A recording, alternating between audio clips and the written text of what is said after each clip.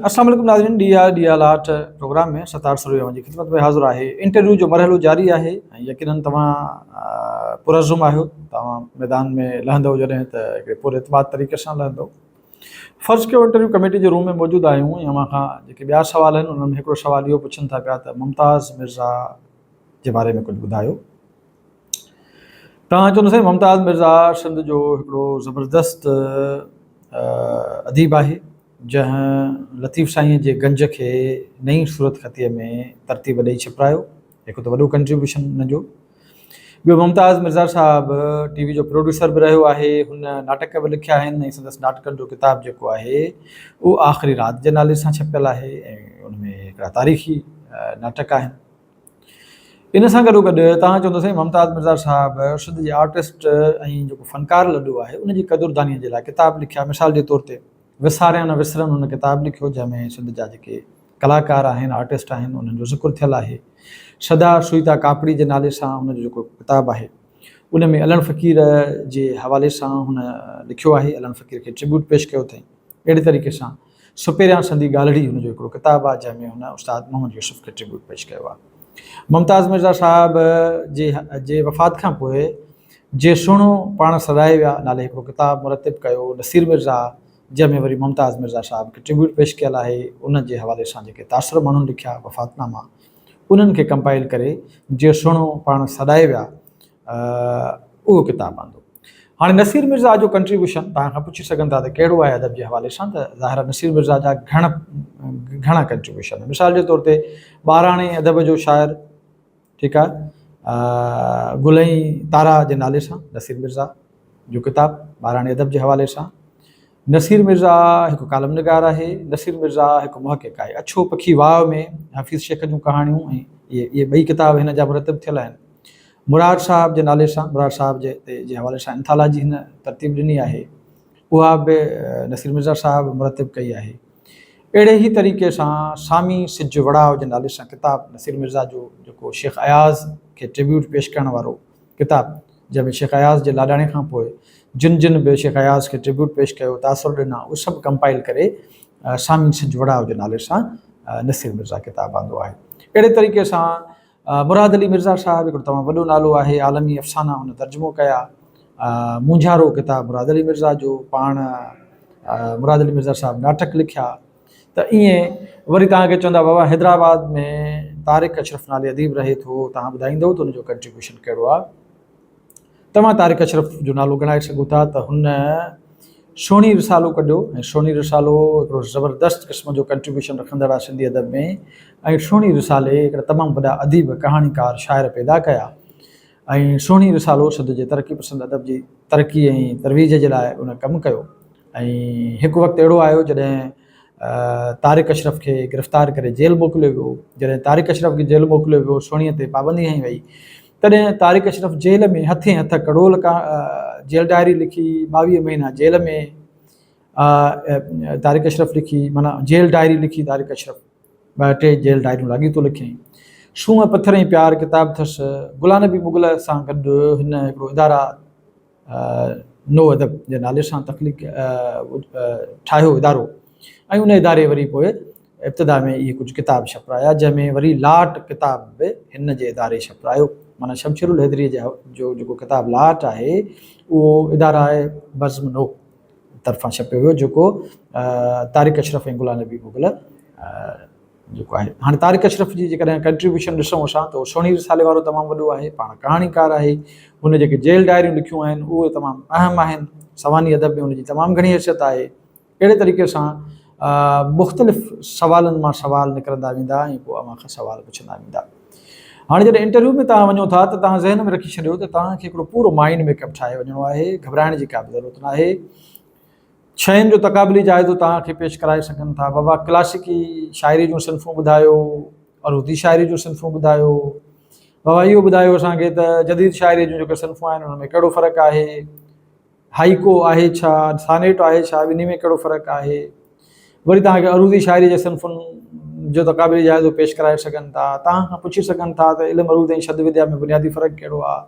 तव्हां इहो बि ॿुधाए सघो त लाड़ा अदबी लाड़ा कहिड़ा आहिनि, तहरीकूं कहिड़ियूं आहिनि, तरक़ी पसंदि तहरीक, जदीदत जी तहरीक, मक़ामियत निगारीअ जो लाड़ो, क़ौम परस्तीअ जो लाड़ो, नफ़्सियाती रुझान, नफ़्सियाती सर्रियलिज़म छा आहे, पीराणे बम्बरे खां वठी मलक नदीम ताईं जेके बि तजरे जी नज़म आहिनि सर्रियलिज़म जे ज़िमरे में अचनि था। सर्रियलिज़म माना गैर हक़ीक़त निगारी, याने अहिड़ो अदब जेको शाइरीअ में हुजे या नसर में हुजे जंहिंजो हक़ीक़त सां तालुक़ु न हुजे, सुपर नेचुरल नज़र अचे।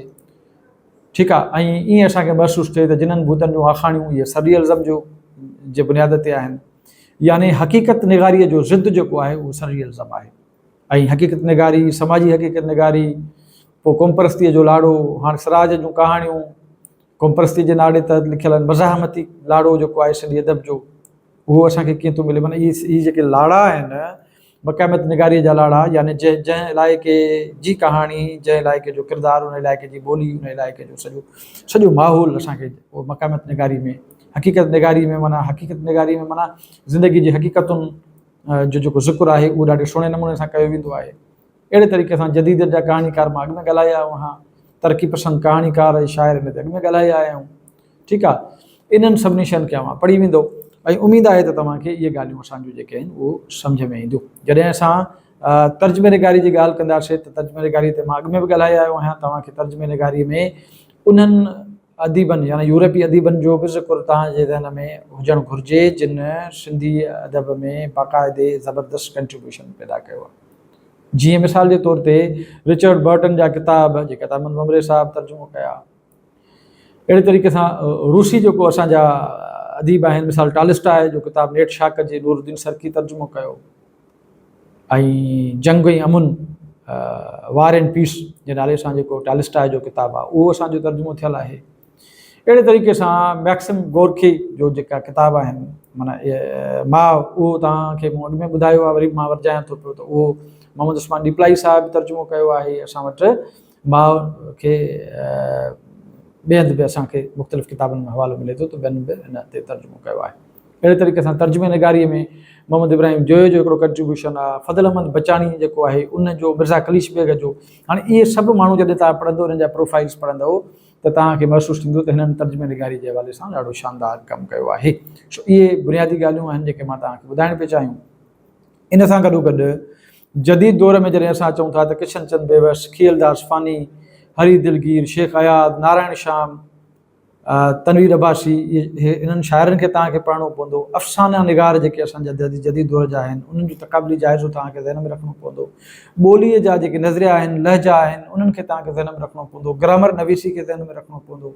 ग्रामर जा नंढा नंढा जेके कॉन्सेप्ट आहिनि, फ़ेल लाज़मी ऐं फ़ेल मुतअदी में फ़र्क़ु सम्झायो, हालतूं कहिड़ियूं आहिनि, हालत जरी छा खे चइबो आहे, हालत मफ़ऊली छा आहे, अहिड़े तरीक़े सां ज़रफ़ जा कहिड़ा क़िस्म आहिनि, सिफ़त तफ़ज़ील ऐं सिफ़त मुबालगे में कहिड़ो फ़र्क़ु आहे, अहिड़े तरीक़े सां सिफ़तुनि जा दर्जा घणा आहिनि।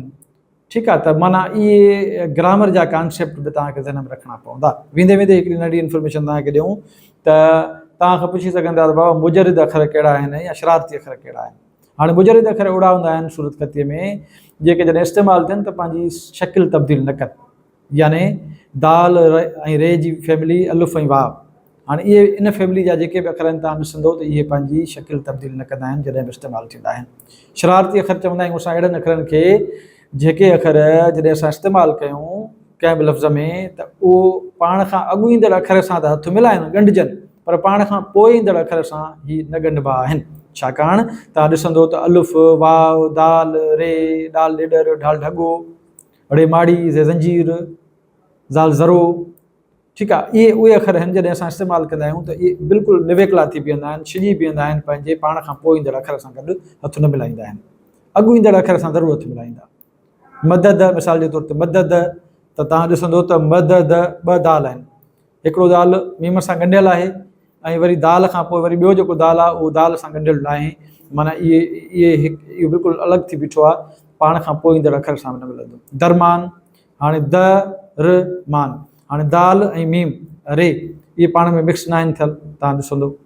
दुहल, दाल खां पोइ हे हरणी आहे, तव्हां ॾिसंदो दुहल दाल सां उहो हरणी मिक्स न आहे, मिलियल न आहे, ॻंढियल न आहे, त इन्हनि अख़रनि खे शरारती अख़र चइबो आहे। चूषणा आवाज़, चूषणा अख़र, विसरग, ऐं धूकड़ा आवाज़ इहे असां अॻु में डिस्कस करे आया आहियूं त इहे नंढा नंढा बारीक़ क़िस्म जा मसइला आहिनि। शमसी अखर ऐं कमरी अखरनि में कहिड़ो फ़र्क़ु आहे, इन्हनि खे बि ज़हन में रखी वञो त जीअं अव्हांजो कमु आसानी सां थिए। सो उमेदु आहे त असांजा हीअ टिप्स तव्हांजे कमु ईंदा। तमामु थोरो वक़्तु बचो आहे, पर जेको बचो आहे सो क़ीमती आहे। इन क़ीमती वक़्त खे यूटिलाइज़ करण जे लाइ हिकिड़ो ई रस्तो आहे त अव्हां घणे खां घणो पढ़ो ऐं पंहिंजे ज़हन में हिकिड़ो माइंड मेकअप ठाहियो, शयुनि जे बारे में हिकिड़ी तरतीब ठाहियो त जीअं तव्हांखे आसानी पैदा थिए। सो मोकिलाणी न आहे, जेॾां पेर तेॾां ख़ैरु।